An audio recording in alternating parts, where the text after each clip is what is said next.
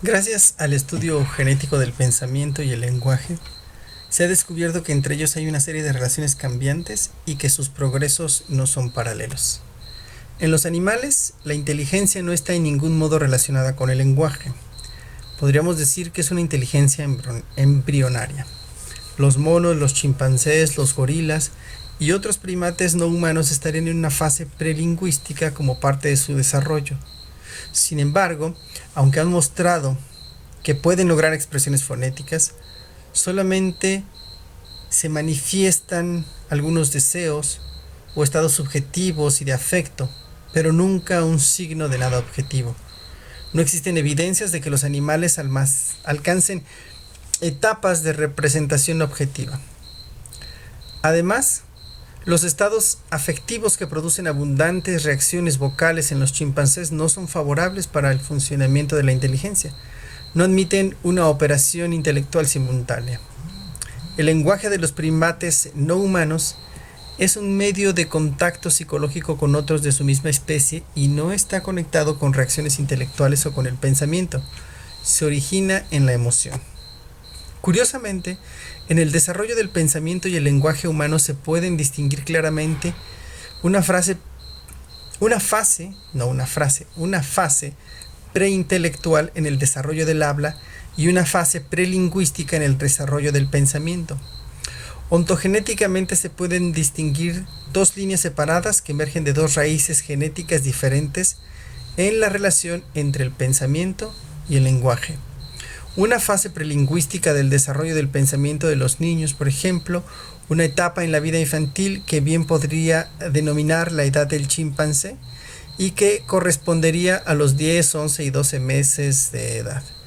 Contrario con lo que suele creerse, las raíces preintelectuales del habla en el desarrollo infantil, como el balbuceo, los gritos y aún las primeras palabras, no tienen nada que ver con el desarrollo del pensamiento.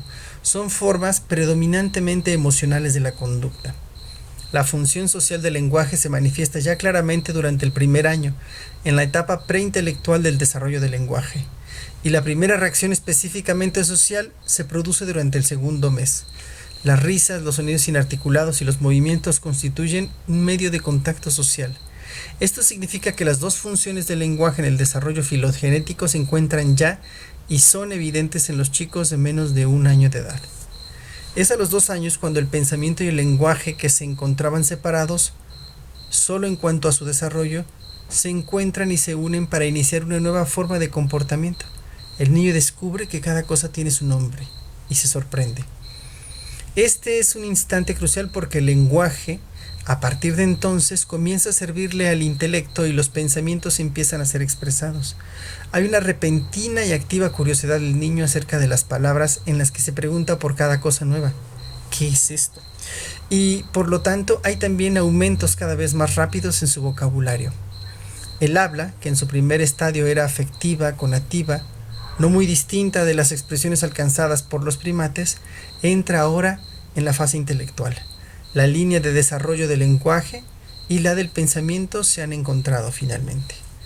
El lenguaje no puede ser descubierto sin el pensamiento, por lo tanto, podríamos concluir que, en su desarrollo ontogenético, el pensamiento y el lenguaje provienen de dos raíces genéticas distintas. En el desarrollo del habla del niño podemos establecer con certeza una etapa preintelectual y en su desarrollo intelectual una etapa prelingüística. Hasta un cierto punto en el tiempo, los dos siguen líneas separadas, independientemente una de la otra. Y en un momento determinado, estas líneas se encuentran, entonces el pensamiento se torna verbal y el lenguaje racional. Muy significativo es en este proceso ese momento en que aparece el lenguaje interiorizado. El eslabón que une al lenguaje externo y al interiorizado es el lenguaje egocéntrico, del que hablábamos con Piaget, el cual pasa de ser expresivo a convertirse en pensamientos propiamente dichos, bastante natural y fácilmente se acoplan de esta manera. Esto permite determinar que el pensamiento y el lenguaje no arrancan de una misma raíz. Inicialmente el pensamiento no es verbal y el lenguaje no es intelectual. Para el niño la palabra es una propiedad más que un símbolo del objeto. En resumen, podríamos decir que el lenguaje interiorizado se desarrolla a través de lentas acumulaciones de cambios funcionales y estructurales.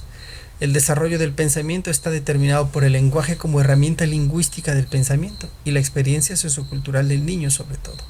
El desarrollo de la lógica es una función directa del lenguaje socializado. Lo fundamental de todo ello es que en el ser humano no hay solo un desarrollo natural, biológico, como se ha pensado muchas veces, sino que es esencialmente sociocultural. El pensamiento verbal no es una forma innata de la conducta, sino que está determinado por un proceso histórico-cultural. El pensamiento verbal tiene de manera irremediable un carácter histórico, por lo que su desarrollo es gobernado esencialmente por las leyes generales del desarrollo histórico de la sociedad humana. Así que coincidimos con Vygotsky en el sentido de que el lenguaje, pero sobre todo su conocimiento, sale de la esfera exclusiva de las ciencias naturales y se convierte en un problema central de la psicología social.